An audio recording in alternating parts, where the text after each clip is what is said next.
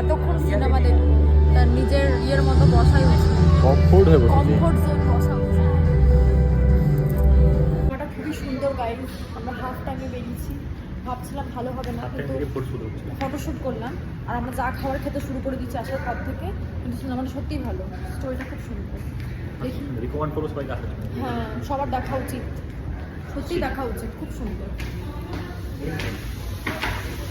শ্রীকান্ত সিনেমাটা সত্যি খুব ভালো, খুবই ভালো লাগলো। এতদিন পরে একটা সিনেমা দেখলাম আর মনটা এত ভালো লাগলো, অনেক ইন্সপায়ার্ডও হলাম। আর প্রত্যেকের এই বইটা সত্যি দেখা উচিত একবার। মানে একজন অন্ধ হয়েও যে